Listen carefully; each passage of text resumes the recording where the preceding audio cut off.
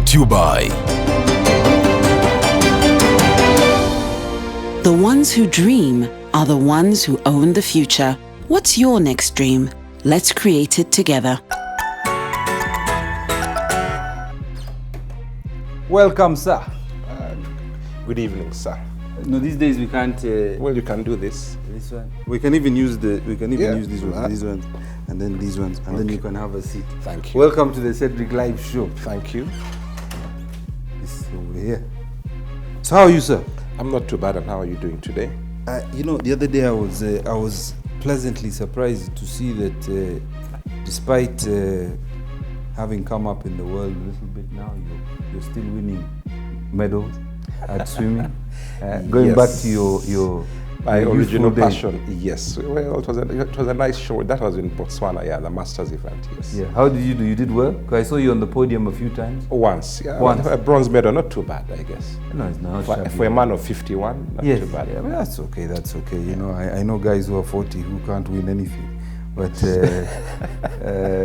we'll keep that to ourselves. You know, some of us, it pains us that we can't win anymore. No, you can try. But do you have masters in tennis, like for the former players? Because Yeah, the seniors too. yes, that's what it seniors is. too.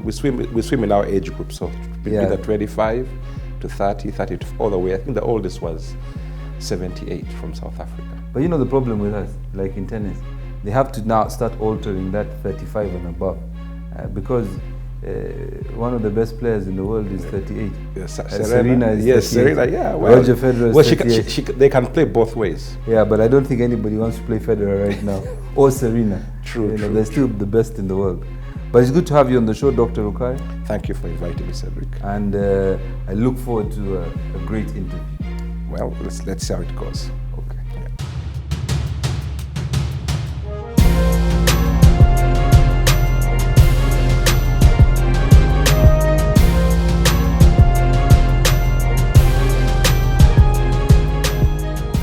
Welcome back to the Cedric Live Show. My name is Cedric, and I am the host of your show. This show is sponsored by MTN and hosted at the wonderful Speak Apartments on Wampeo Avenue. My guest today is one of the,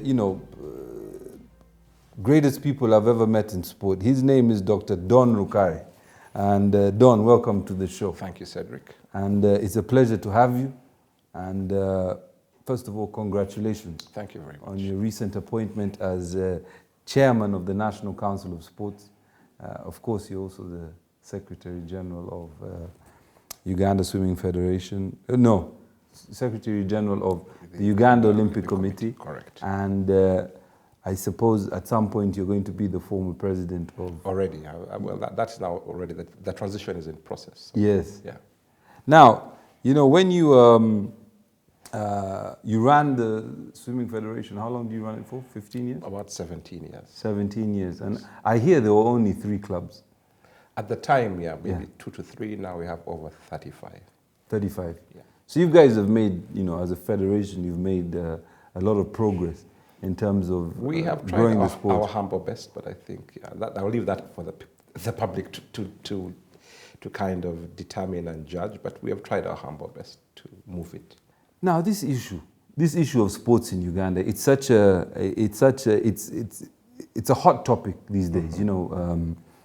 I think all of us, especially in the sports arena, of course, as you know, I'm involved in sports as well.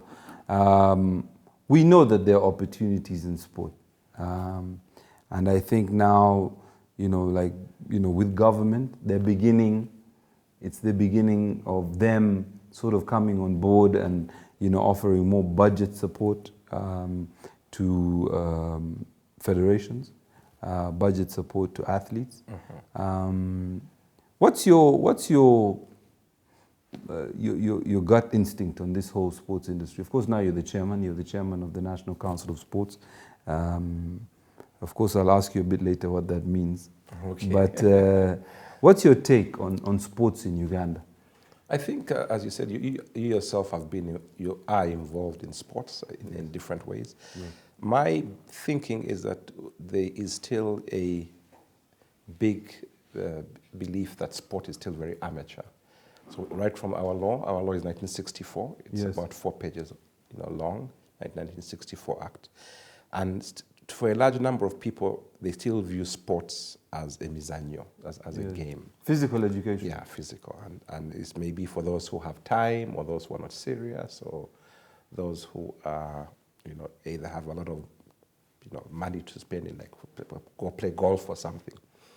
But there's a realization also that sports has evolved into now a more professional, a more commercialized part of it. And a few people already were seeing some sports, like in football, for example, some people are already being sold.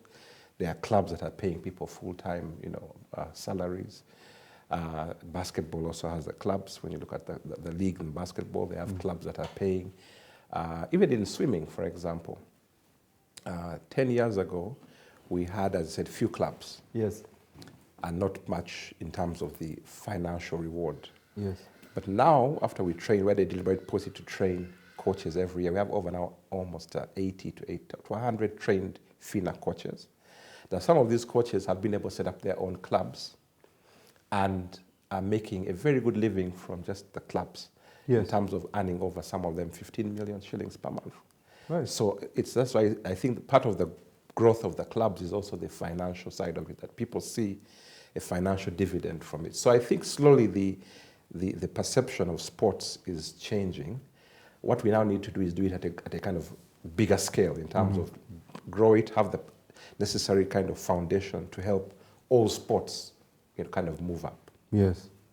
So, I mean, we of course, we've been discussing this over the years. We've been colleagues in different forums, the Uganda Olympic Committee and things like this. And of course, there's been a recent debate, centered around how funding is allocated between one sport, what's a priority sport, what's a non-priority sport. And of course now, you're bang center in the middle of this thing, because you are now at the helm of, or you're the chairman of National Council of Sports. I know there is a day-to-day office where it's run by the Secretary General, but I'm sure the board has a lot to say. How do we one of the debates I think I've always had, it's not equal distribution. Correct. It must be equitable. All right. As opposed, it's not the same word in this context. It's because I'll give you an example. I'm a president of tennis. My requirement is a fraction of the football requirement. Okay. Football is massive. It's massive everywhere in the world. But tennis is much smaller in this country, and so are different, like swimming is maybe bigger than tennis, but smaller than football. So they need less. Correct. How do we collectively, and I think it's a collective if I'm not mistaken, how do we try to encourage that equitable distribution of resources? I think you're raising one of the kind of hot potato issues, Cedric, on this matter. Yes. And there are different views on this. Yes. And when you look across the globe, different countries approach this differently. Correct. So, for example, in a place like Fiji, they decided to say that they believe that they have a comparative advantage just in rugby 7. Yes. And they'll put all their money into one, and they got a medal in the last, and they won Olympic medals. Yes, so they were happy with that, and that was their kind of niche. In the UK, they have British sport. They also decided to announce priority sports, those that they're going to give, particular attention. But they also give seed money to the rest of the federations. And therefore, I think South Africa, for a long time, they had priority sports. You had to be on the ladder, and you had to be a medal hopeful to be on the ladder to get funding. That has recently changed. They've gone for a sport for all approach. Yes. I think in the case of Uganda, we need to decide, and I think what you said is important, the issue around collective decision making. And I think that's going to be one of the things we're hoping to introduce at the council. That it's important that we build trust between ourselves at the council and the federations, because there are 51 federations. Correct. Because I think there's a big area of lack of trust. And then 2, we should be able to say that when we're coming up with these policies, because this policy emanated from His Excellency the President. He met some groups in 2018, and he suggested that it may be better that we can't fund everything as Uganda right now, and maybe we should select 6 to 7 to 8 priority sports. Yeah. And the council, I think at the time, decided to identify football, rugby, athletics, basketball, boxing, paraswim, and university sports. So those were the ones that were seen, and netball, those were the ones that were seen as the priority sports. Correct. But I think where there was a bit of an uproar from the rest of the other members of the family of sports was how were these 8 identified? That was the question. And then to what extent then the others don't get anything at all. So I think to me what will be important is to have a comprehensive sports policy that identifies some of these issues, but where everybody is involved in understanding the criteria and accepting it and owning it. Then I think that would significantly reduce the kind of apprehension we have been seeing to date here. I think it's also a lot about dialogue. Yes. Open dialogue. Because these federations, the National Council, Uganda Olympic Committee, and our IFs, the international federations, these are not our personal institutions. True. So we need to move away from personalizing the institutions and making it obvious to everybody that we have to create a system of continuity. So that in your particular era as a leader, you did what you could do when you were at Uganda Swimming Federation, and I am at Uganda Tennis Association for only 2 more years, and then I thought you were going to be there for life. No. I think that you need to move on. I thought you were life president. You need to move on and hope that you've nurtured some people to take over from where you are, and maybe they bring a different flavor to it. But ultimately, I think that if we can dialogue, open dialogue, understand why a decision is made, understand why somebody gets 15 billion or whatever the figure is, and another person gets 2 million. To understand why there's a disparity. True. But my personal opinion, and this is only my personal opinion, is that I think that there should be a basic stipend, as you've said, seed. Yes. Because we've had this debate over the years that, and I think we've seen it in different sports forums, that federations should fund their own secretariats. But the question is, who is going to fund are you going to elect a president to come to fund your secretariat? The president is supposed to walk into a secretariat. Correct. Not come in to fund the secretariat. And corporate Uganda wants to serve federations or work with federations that have fully functional secretariat. Correct. So maybe there should be a baseline. I agree. Just a baseline, not to say that everybody should get the same, but we're only 51 federations. But listen, we're going to go to commercial. When we come back, we're going to talk about how you actually got into sports. And I know you're a lawyer, so I guess there's a little bit of how you got into sports as a youngster, how you became a lawyer, and how that all kicked back to sports administration. We'll be right back. The Cedric Live Show is brought to you by MTN and hosted at the wonderful Speak Apartments on Wampo Avenue. Stay tuned.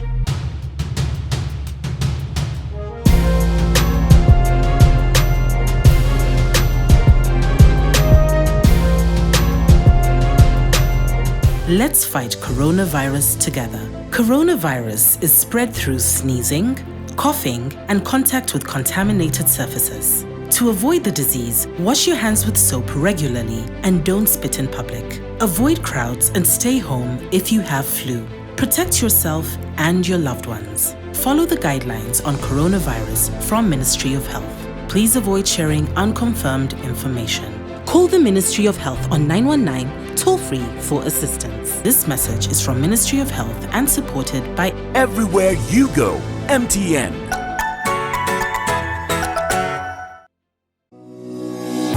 Speak Apartments offers you 5-star of the city into the lavish and spacious living room. Those who appreciate the finer things in life.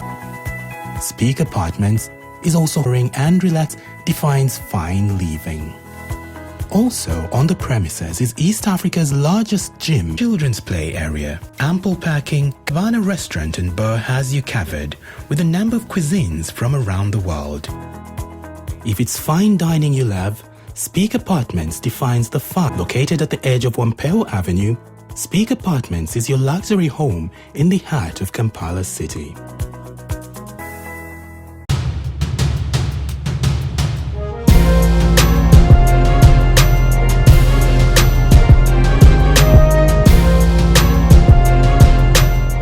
Welcome back to the Cedric Live Show, proudly brought to you by MTN and hosted at the wonderful Speak Apartments on Wampeo Avenue. I'm here with my guest, Dr. Don Rukare, the Secretary General of the Uganda Olympic Committee and the recently appointed Chairman of the National Council of Sports, and of course, former President of the Uganda Swimming Federation. Now, Don, I mean, these are a lot of things. You know, you've been involved in sport. It's obvious that you're passionate about sport. How did you get into sport?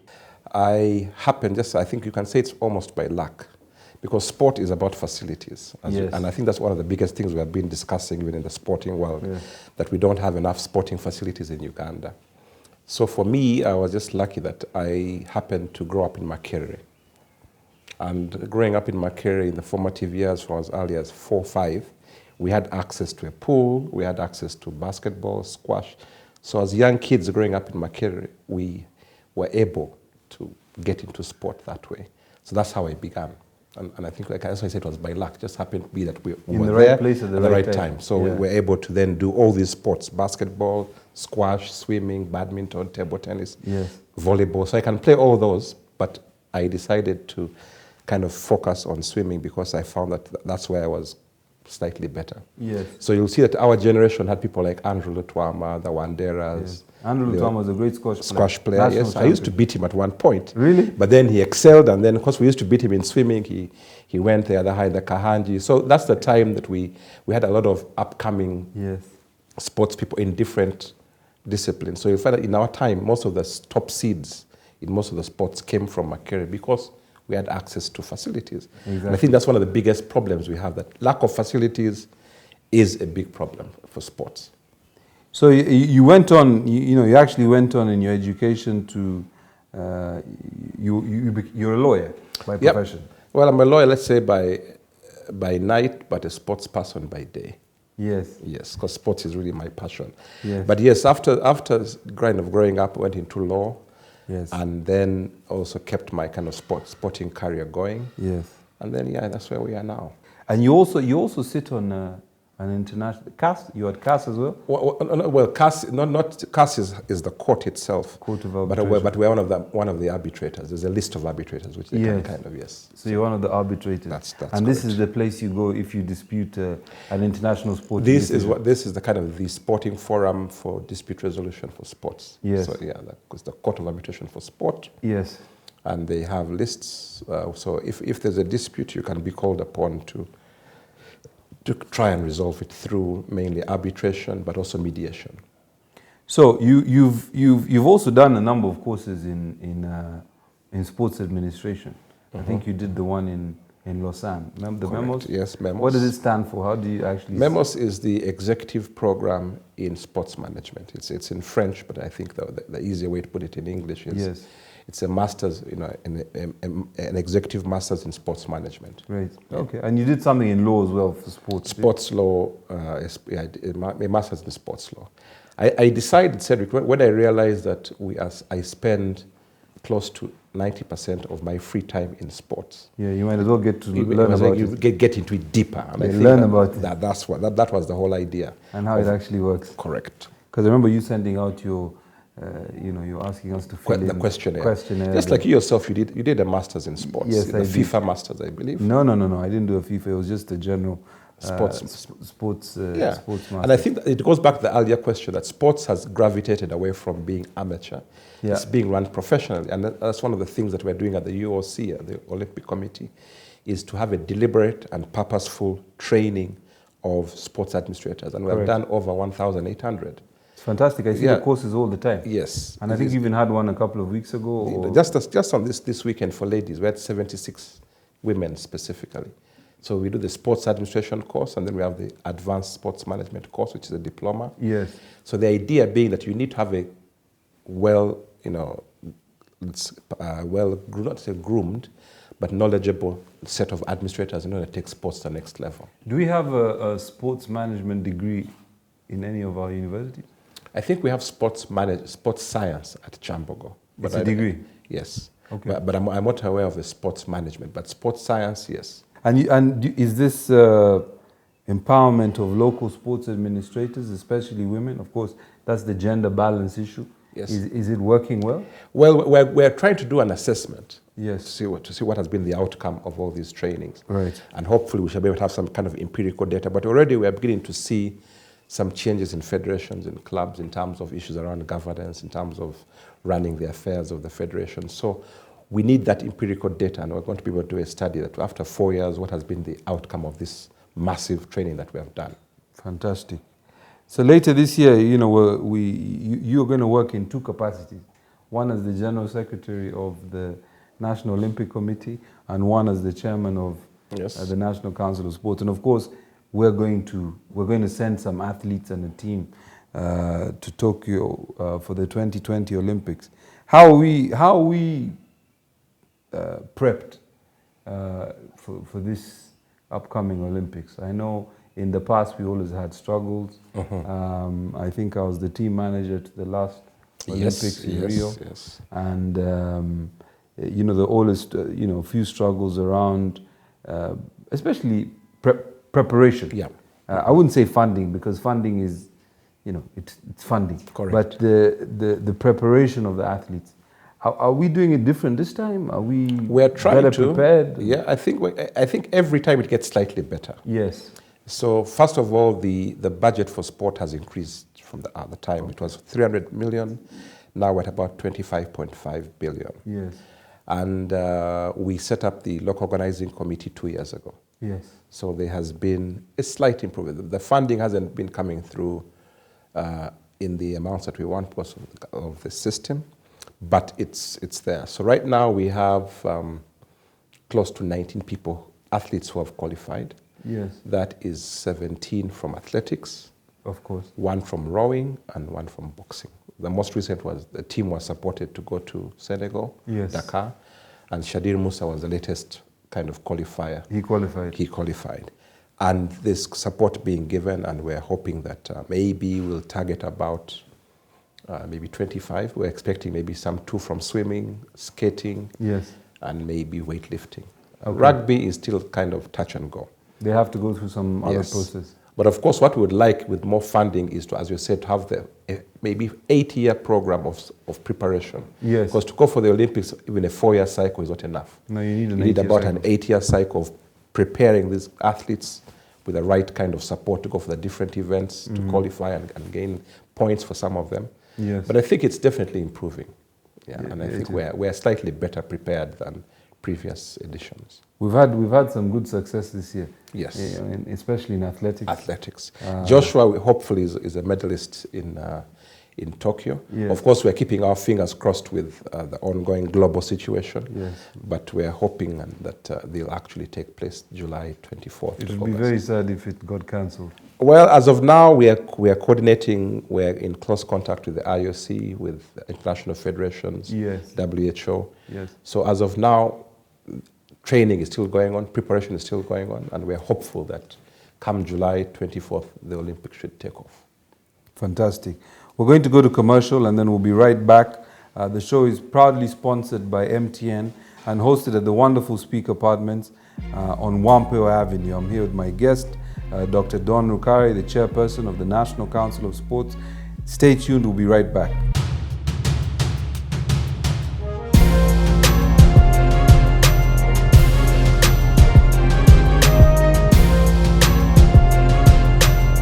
Let's fight coronavirus together. Coronavirus is spread through sneezing, coughing, and contact with contaminated surfaces. To avoid the disease, wash your hands with soap regularly and don't spit in public. Avoid crowds and stay home if you have flu. Protect yourself and your loved ones. Follow the guidelines on coronavirus from Ministry of Health. Please avoid sharing unconfirmed information. Call the Ministry of Health on 919 toll-free for assistance. This message is from Ministry of Health and supported by Everywhere you go, MTN.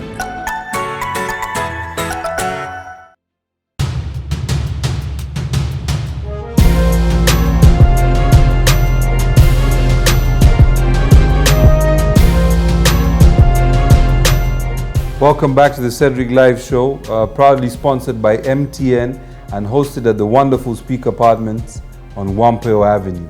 I'm here with my guest, Dr. Don Rukare, the new chairman of the National Council of Sports and the Secretary General of the Uganda Olympic Committee.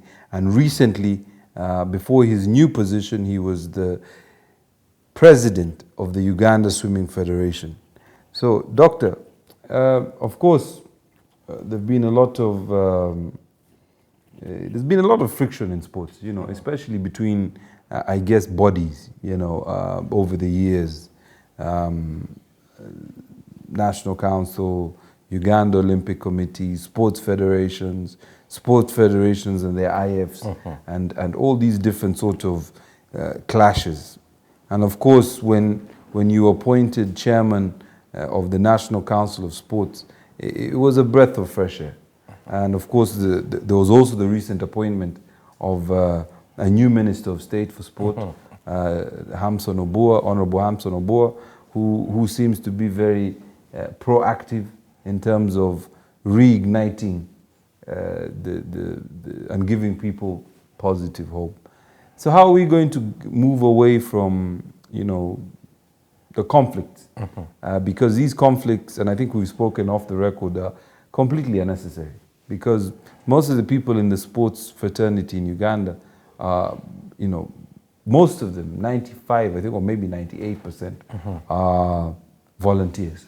Correct. It's one of the industries in Uganda where everybody is doing it from a passion perspective, former athletes, former administrators. How are we going to galvanize the sports fraternity and create one movement towards the development of the sports industry? I think you raise interesting issues, Cedric. First, I would have to, of course, appreciate the new Minister of State for Sports, yes, Honorable Hamson Obua. He's the one who appointed some of us, so we thank him, together with the substantive Minister of Education and Sports, the First Lady. And he seems, the new minister has hit the ground running. Yes. So far, he has been quite active, and we pledge to kind of work with him and support him in every way possible. Yeah. But the question you raise around conflict, to me, I would kind of break it down into maybe different parts. There is conflict between institutions, and I think that has been orchestrated by the issues of a lack of clarity of the mandate and role. So, for example, before we had the issue between National Council of Sports, Uganda Olympic Committee. Right. And for a long time, and this is not only in Uganda, it's everywhere. It's because there's always this belief that maybe the people at the National Olympic Committee have a lot of money from the International Olympic Committee. We have the National Council and the government saying these guys are not adhering to our system. We go for the games, you've been for the games. Yes. We have slightly different priorities and privileges for the Olympic Committee officials vis-a-vis the government officials. So whenever we come back from the games, and not only, there's always that clash. Yes. So I think there's the issue of the institution-to-institution relationship. Then there's within the federations in terms of conflict. So I'll address that question in two parts. Yes. So I think for the first part, in many ways, I think people have been asking, why isn't it having too much to be present, or the Secretary General of Olympic Committee and National Council of Sports? I think to me it's a unique opportunity. Yes. And we consulted widely on this one in the IOC, and they said this is a good idea because now we can, to a large extent, eradicate the institution-to-institutional conflict because the mandates are clear. Yes. So that, to me, I think will be largely resolved. That what the Olympic Committee is doing is preparing athletes for the games. National Council of Sports is the regulator. So there shouldn't be any conflict. In fact, many countries are moving towards merging these two bodies. Right. And this is something maybe we, as Uganda, we need to think about. So at that level, if we can have clarity of mandates between the organizations, it would help mitigate the conflict. The second layer of conflict is within federations. And this is a kind of, in my view, a legacy of where sport is coming from. Because when you see Uganda in 1962, we get independence. Different sports were allowed to grow in different directions. Some were taken up by business people. Some were family affairs. So the issue of governance within federations is an issue we need to tackle head on. So for example, issues around, going back to roles, what is the role of the executive board of a federation? Yes. Do you follow your constitution? Do you have regular meetings? Are you accountable to your electorate? So if that is not sorted out, then conflict is bound to arise. And I think that's what's happening. And now that you're having a change of guards in sports, the younger people are coming up, then there's a bit of a clash between the old guard and the new guard saying now we need to get accountability, we need to get transparency. So I think these are things we need to also address with our federations to ensure that, one, they adhere to good governance, they hold regular meetings, whether it's an annual general assembly, committee meetings, audited accounts, have a calendar of activities. And if everybody is playing their role correctly, that should reduce conflict. Competition in sport is healthy. I can go against you for the president of tennis, but that doesn't mean we should fight. But so long as exactly, so long as I do it within the confines of the Uganda Tennis Association constitution and framework, then that's fine. But what has been happening in sports, I'll give you one typical example, Cedric, and you're aware of this, is that you have in sports the president, two vice presidents, normally one of admin, one technical, a general secretary, a treasurer, and then committee members. Correct. And in our sports system, the president normally calls for a meeting, presides over it. No, the secretary general calls for a meeting, but the president presides. But what we've been having is that some people say, I'm the vice president, therefore I can convene a meeting. We even had examples of a treasurer convening a general assembly, when at the same time the president has in another meeting. So it's that kind of what I would call lack of clarity of roles that is what causing a lot of these conflicts. And then also, we could be honest about this, Cedric, is most of the federations, I always crack a joke that when we had no money, we've been talking about allocate. When you're still struggling, you're trying to get things here and there, nobody is really interested. But let them drop 100 million into the mix, then it becomes a problem. Then you begin getting all kinds of things coming out of it. But I think that goes back to, when we look at, I'll give you an example, when we look at the constitutions of many federations, they were written at a time where I guess they were relevant in that time. Correct. And people were responsible enough to follow them. But of course, 50 years later, which is probably right, 50 years later, the dynamics have changed, constitutions have changed. Circumstances have changed. True. And that in itself means that federations need to work with the National Council of Sports, the National Olympic Committee, and the international federations to develop the constitution that is applicable to these times. I'll give you an example. The International Tennis Federation, I'm the president of the Uganda Tennis Association, has a clause in their constitution that allows them to communicate with the members electronically. They don't have to send a physical copy. Letter, correct. Now that has to be put into the constitution because today you can circulate information in various... it's not by registered post anymore. Yeah, you don't send it to the post office and correct. Registered mail or whatever it may be. So things like that. So I think constitutions need to be amended to suit the times, and then people need to follow those constitutions. Correct. And I guess that will improve governance. There have to be rules in place. I've seen some of the conflicts around people ascending to particular positions without the right criteria. So they haven't been involved in the sport. They come from left field. Correct. And I think that's a recipe for a big problem. Yes, because there has to be, just like everything, if you want to teach even P1 in Uganda, you have to go to a course. Correct. And go through a process. So I think even with the administration courses, there should be a call that all people within the federation on the ExCom must attend at least a diploma or must have some sort of qualification, and then that will trickle down. So if somebody just barges in and throws some money around, they don't automatically become a federation president. So I think that may be also something we should look at. But we're going to go to commercial. We'll be right back. I'm still here with Dr. Don Rukare talking about sport in Uganda.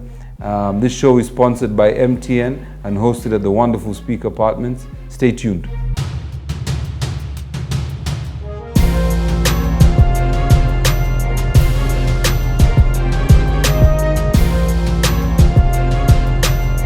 Let's fight coronavirus together.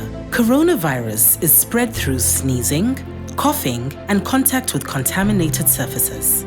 To avoid the disease, wash your hands with soap regularly and don't spit in public. Avoid crowds and stay home if you have flu. Protect yourself and your loved ones. Follow the guidelines on coronavirus from Ministry of Health. Please avoid sharing unconfirmed information. Call the Ministry of Health on 919 toll-free for assistance. This message is from Ministry of Health and supported by Everywhere you go, MTN.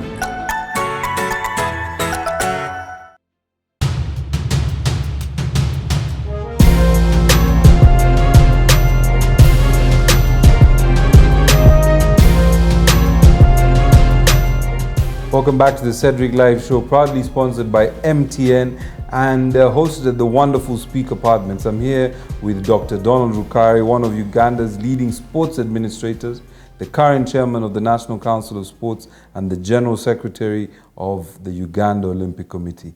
We were speaking about, I suppose, governance in federations as one of the tools that maybe we need to put back into the federations. That will help them avoid conflict, internal conflict. And I think that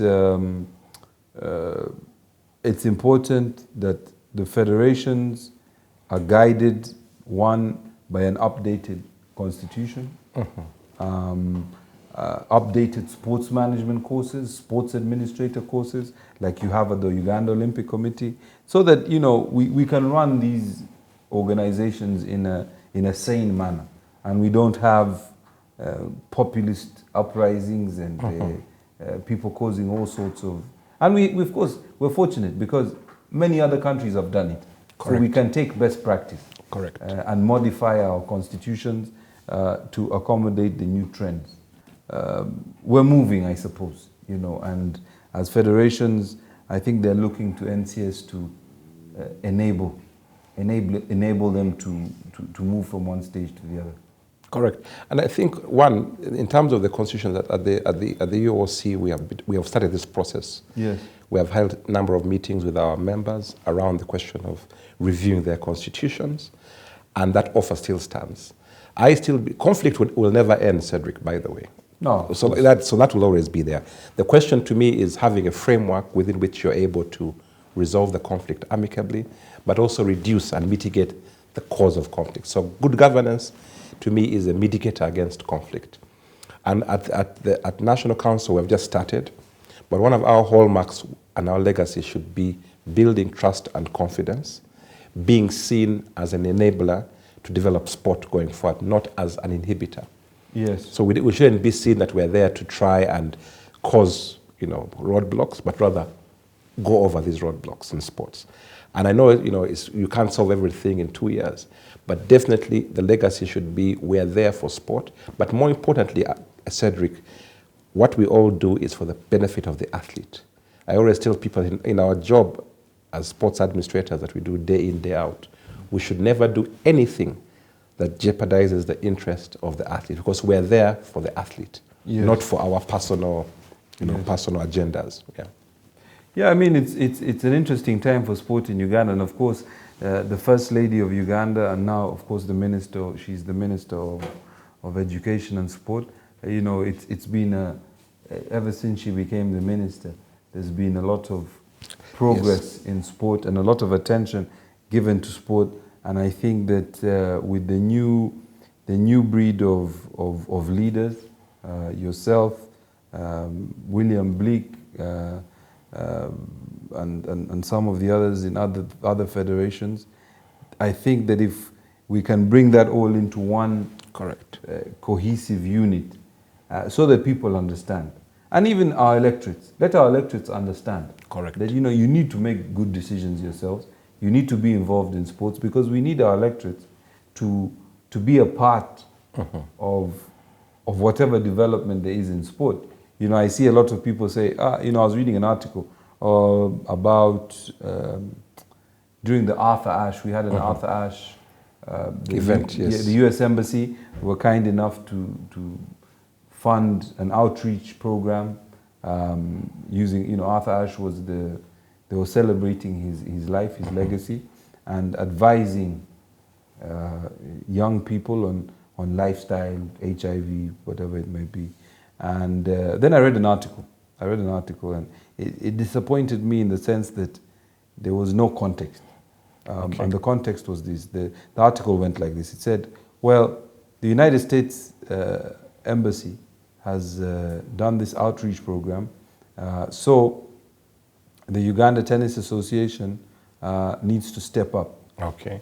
Now, what they didn't know, and these are people within who, I suppose, when you write an article like that, you're part of the electorate. You're involved in tennis. What they didn't understand was that the people who actually made the outreach program work were coaches of the Uganda Tennis Association and children who came out of the National Junior Tennis Initiative, which is supported by the Tennis Association and the International Tennis Federation. Because you can't fund an outreach program without the kids and the coaches, because they're the ones who... So it was disappointing that information was not disseminated properly. And I spoke to them and I said, listen, come on, give credit at least where it's due to the coaches, to the coordinators. Yes, the embassy funded it, but yeah, that is true. It came through a framework. Process, a framework. That's true. And that's just the way it is. And they wouldn't have funded if we weren't if there was an enabler structure to go through. Correct. So I think we need to write better stories for even the people in the electorates to become more wary of what they can contribute to the development of sport. I don't know if you agree with me. No, I agree, and I just want to pick up on two quick things because I know we're running out of time. One is that I did some bit of digging into research, and if you look at, you talked about, it's not about one or two people, but I think the face of sport is changing in Uganda. Right. Between 1972 and probably 2008-9, yes, sport was being controlled by about 7 to 8 men. Yes. Who were, I'm not going to mention them. No, we don't need to go there. But you know who they were, yeah? But what happened is that in 2012, 2013, we're able to have a change in the sports leadership because for the first time, we had like-minded people in the sports federations. And then you know what happened. The rest is history. Yes. Now, the question now is how do we build on that and make sure that our legacy is really going to be about putting sport front and center, but the athletes, more importantly, at what we're doing. Correct. So that is one. Secondly, the issue around media, one of the issues that we did at the US, at the Swimming Federation is we have been consciously having media clinics with media personalities every year. Now this year was the fifth round. Right. And why do we have that? Because we realize that for the media to report on, most people in media, when you look at our media, they know football very well. So they report on football extensively. But swimming, they didn't understand it. And so we have been trying to deliberately engage with the media every year, have a media clinic, take them through our calendar, take them through the different terminologies, take them through who the swimmers are. And this has helped us build a group or a cadre of media journalists who are now becoming specialized in swimming. Yes. So now they report from a slightly more informed position. They also require awareness. Yes, because sometimes you also have to talk about, I'll give you one example, Cedric. In swimming, we have a lot of young kids and used to play tennis. Yes. So now you go for an event and you win your heat or come second. Then the media writes back home, Cedric flops Yes. Yes, you can imagine, yeah. Yet in another place they'll say Cedric does, Win puts up- silver medal, yeah. Yeah, but for them they'll say Cedric flops because he didn't win any medal. Now that has a negative impact on the swimmer, on the whole.